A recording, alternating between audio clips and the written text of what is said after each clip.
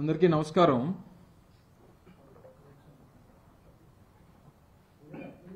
ఈరోజు హైదరాబాద్ వేదికగా the new Indian express ఏర్పాటు చేసినటువంటి ఒక కాన్క్లేవ్లో బీహార్కు చెందినటువంటి ఒక రాజకీయవేత్త ప్రశాంత్ కిషోర్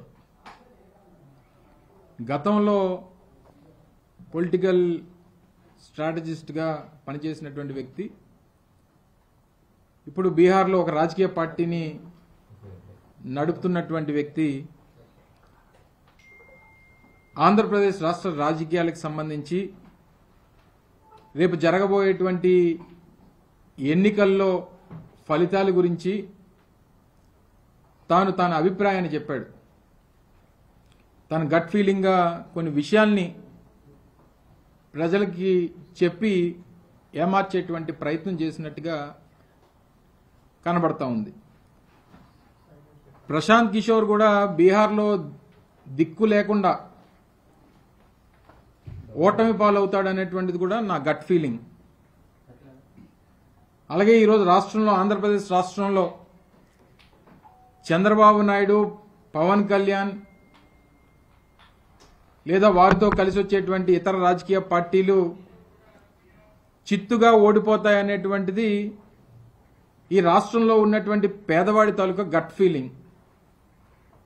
మరి రాష్ట్రంలో ఉన్నటువంటి ప్రజలు, రాష్ట్రంలో ఉన్నటువంటి పేదవాడి తాలూకా అభిప్రాయాన్ని తీసుకుంటామా, లేదా ఎక్కడి నుంచో బీహార్ నుంచి వచ్చినటువంటి వ్యక్తి ప్రశాంత్ కిషోర్ లాంటి వ్యక్తులు మాట్లాడినటువంటి మాటను తీసుకుంటామనేటువంటిది ప్రజలు ఆలోచన చేస్తారనేటువంటిది ఒకసారి ఈ సందర్భంగా తెలియజేస్తా ఉన్నా. ఎందుకంటే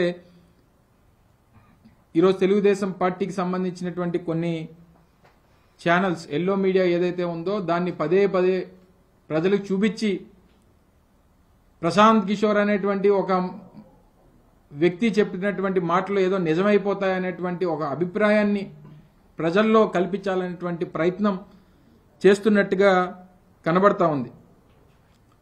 ఒకవేళ నిజంగా అదే జరుగుతుంది అనేటువంటి పరిస్థితి వస్తే మరి ఇదే వ్యక్తి చంద్రబాబు నాయుడు గారికి ఎందుకు వారు ఉచిత సలహాలు ఇస్తా ఉన్నాడు, ఉచిత సలహాలు కాదులేండి, సలహాలు ఇస్తా ఉన్నాడు. డీబీటీ వల్ల అంటే ఏదైతే గడిచినటువంటి 5 సంవత్సరాలుగా ఈ రాష్ట్రంలో వైఎస్ఆర్ కాంగ్రెస్ పార్టీ ప్రభుత్వం జగన్మోహన్ రెడ్డి గారి నాయకత్వంలో 2.5 లక్షల కోట్ల పైచిలకు డైరెక్ట్ బెనిఫిట్ ట్రాన్స్ఫర్ ద్వారా పేదవాడికి మంచి చేసేటువంటి కార్యక్రమం చేశాము. దానివల్ల ఓట్లు రావు, దానివల్ల ఈ ప్రభుత్వం లేదా వైఎస్ఆర్ కాంగ్రెస్ పార్టీ గెలవడం కష్టం అనేటువంటి మాట మాట్లాడారు. మరి ఇదే నిజమై ఉంటే మరి ఆయన ఎందుకు చంద్రబాబు నాయుడు గారికి సూపర్ 6 అనేటువంటి పథకాల్ని దాదాపు సంవత్సరానికి 1,20,000 కోట్ల రూపాయలు ఖర్చు చేయాల్సినటువంటి పథకాల్ని ఎందుకు సలహా ఇచ్చాడో ఒకసారి అది కూడా చెప్పుంటే బాగుండేది. లేదా చంద్రబాబు నాయుడు గారు గెలుస్తాడనేటువంటి నమ్మకం ఆయనకు ఉండుంటే మరి పవన్ కళ్యాణ్తోనో లేకపోతే భారతీయ జనతా పార్టీతోనో పొత్తులు పెట్టుకోమని చెప్పి ఎందుకు సలహా ఇచ్చాడో కూడా అది కూడా సెలవిచ్చి ఉంటే బాగుండేది. గడిచినటువంటి 5 సంవత్సరాలుగా ఒక పక్క వ్యవసాయం, ఒక పక్క పారిశ్రామిక రంగం, ఒక పక్క సర్వీస్ సెక్టరు, ఒక పక్క సంక్షేమం, ఇవన్నీ కూడా గడిచినటువంటి 5 సంవత్సరాల్లో ఈ రాష్ట్రంలో ముందుకు తీసుకెళ్తున్నటువంటి ప్రభుత్వం జగన్మోహన్ రెడ్డి గారి ప్రభుత్వం. మరి ఇన్ని చేస్తున్నటువంటి ప్రభుత్వమే గెలవదు అనేటువంటి మాట ఈ మాయిల్ పకీర్ చెప్పుంటే మరి గతంలో సంక్షేమం లేదు, అభివృద్ధి లేదు, మరి ఆయన గెలుస్తాడనేటువంటి మాట ఎలా చెప్తున్నాడు ఈయన? సో ఇవన్నీ కూడా ప్రజలు ఆలోచిస్తారు, ప్రజలు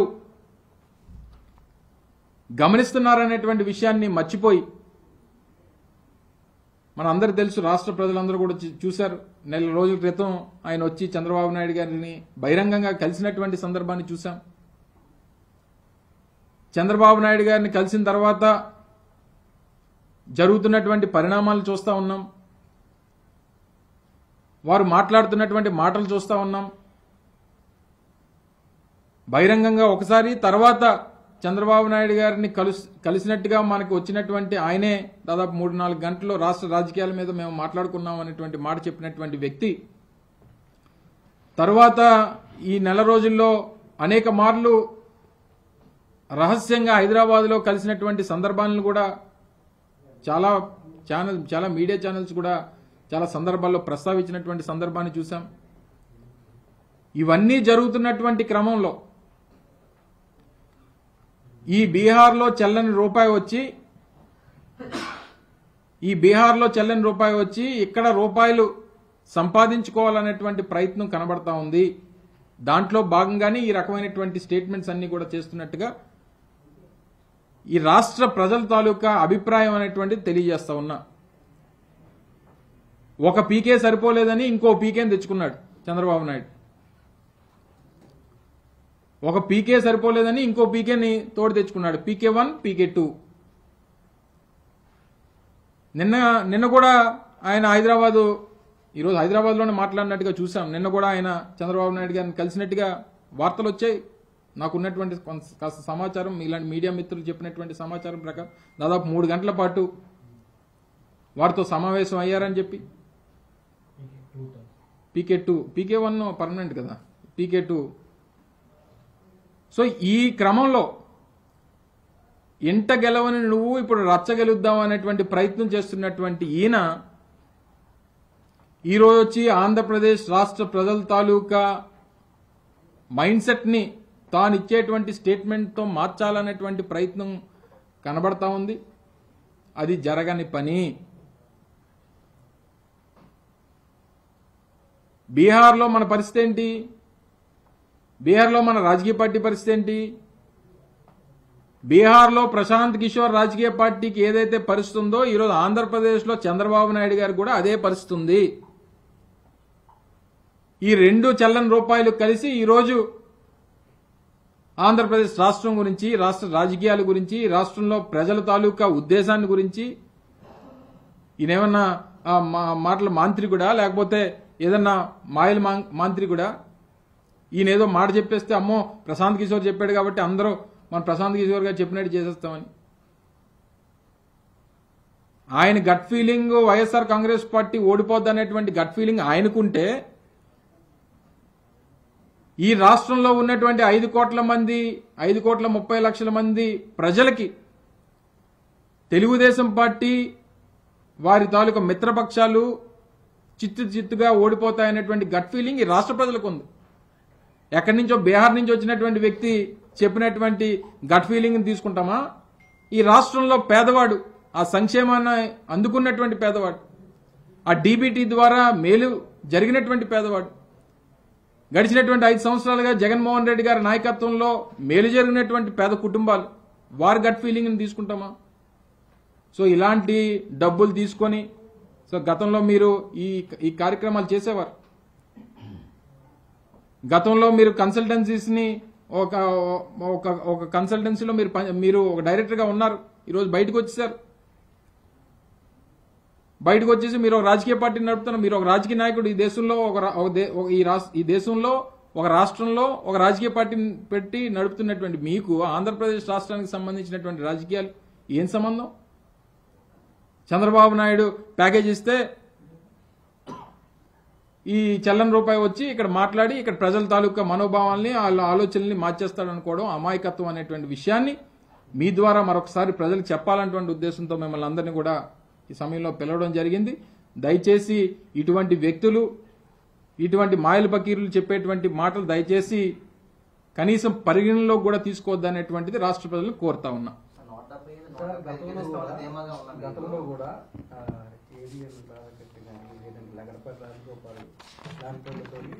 ఇటువంటి సర్వేలు చేయించి ఇటువంటి మాట్లాడించారు. ఇప్పుడు కూడా సేమ్ అటువంటి స్ట్రాటజీ.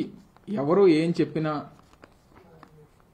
ఈరోజు దేశంలో కానీ ప్రపంచవ్యాప్తంగా కానీ అన్ని దేశాల్లో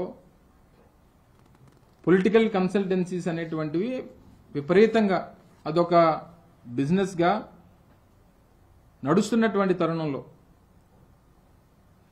ముఖ్యంగా ప్రజలు మీడియా పట్ల, సోషల్ మీడియా పట్ల కొంత పర్సంటేజ్ ఆఫ్ ఓటర్ సెక్షన్ కానీ లేదా సొసైటీ కానీ ఇన్ఫ్లుయెన్స్ అవుతున్నటువంటి పరిస్థితుల్లో ఈ రకమైనటువంటి స్ట్రాటజీ చేస్తుంటారు.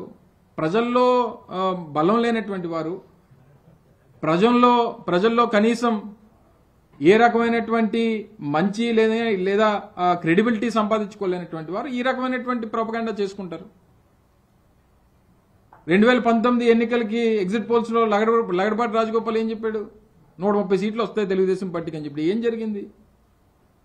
సరే, అలాగని చెప్పి మాకు చెప్తున్నటువంటి సర్వేలు చూసి మేము ఏదో ఆనందపడిపోయే పరిస్థితో లేదా ఈ రకమైనటువంటి మాటలు మాట్లాడుతున్నటువంటి వ్యక్తులు చూసి బాధపడిపోవాల్సినటువంటి పరిస్థితో మా పార్టీకి లేదు.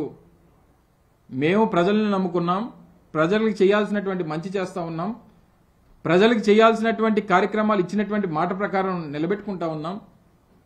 మొదటి రోజు నుంచి ఏదైతే ఎన్నికల్లో చెప్పినటువంటి ప్రతి మాటని నిలబెట్టుకునేటువంటి విధంగా ముందుకెళ్తున్నటువంటి తరుణంలో మాకు ఈ రాష్ట్రంలో పేదవాడికి అండగా నిలబడేటువంటి మా ప్రభుత్వం, జగన్మోహన్ రెడ్డి గారి నాయకత్వం కావాలని చెప్పి రాష్ట్ర ప్రజలు, రాష్ట్రంలో పేదవాడు కోరుకుంటా ఉన్నాడు. ఎవరో పెత్తందారులో లేదా డబ్బున్నటువంటి వారో లేకపోతే చంద్రబాబు నాయుడికి వత్తాసు పలకాల్సినటువంటి కొన్ని వర్గాల్లో పలికితే పలకొచ్చు. కానీ ప్రభుత్వం మీద ఆధారపడేటువంటి కోట్లాది మంది ప్రజలు ఈ రాష్ట్రంలో వైఎస్ఆర్ కాంగ్రెస్ పార్టీ అధికారంలోకి వస్తేనే మళ్ళీ మనకి భవిష్యత్తు ఉంటుంది, మంచి జరుగుతుంది అన్నటువంటి నమ్మకం వారికి ఉంది. వారికి మంచి చేస్తామన్నటువంటి నమ్మకం మాకు ఉంది. చేయగలిగేటువంటి భరోసా ఇప్పటికే జగన్మోహన్ రెడ్డి గారు రాష్ట్ర ప్రజలకు ఇచ్చారు. సో దాని మీద అంతా కూడా ఎన్నికలు ఆధారపడి ఉంటాయి అనేటువంటిది మీ ద్వారా తెలియజేస్తా ఉన్నాం.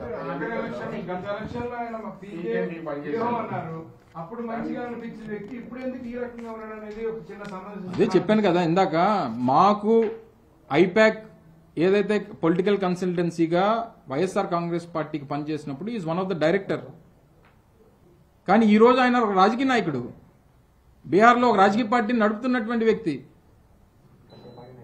సో గతంలో ఇది ఉంది కాబట్టి దాన్ని ఈ రకంగా యూజ్ చేసుకుందాం అనేటువంటిది చంద్రబాబు నాయుడు గారు దాన్ని ప్రయత్నం చేస్తూ ఉన్నాడు.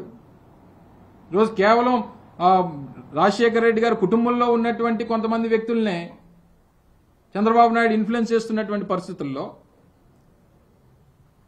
ప్రశాంత్ కిషోర్ అంతా ఆయన డబ్బు బంధంతో కొట్టుకుంటున్నాడు చంద్రబాబు నాయుడు. సో ఇవన్నీ కూడా పెద్దగా తీసుకోవాల్సినటువంటి అవసరం లేదు. ఎక్కడ మేము మాలాంటి వాళ్ళు మా పార్టీ తరఫున మాట్లాడకపోతే దీన్నే 10 సార్లు వారి టీవీ ఛానల్స్ లో చూపించి ప్రజలకి నమ్మించేటువంటి ప్రయత్నం చేస్తున్నారు అనేటువంటి ఉద్దేశంతో మాట్లాడుతున్నాం తప్ప మాకు అసలు దీని గురించి మాట్లాడాల్సినటువంటి అవసరం లేదు. Thank you.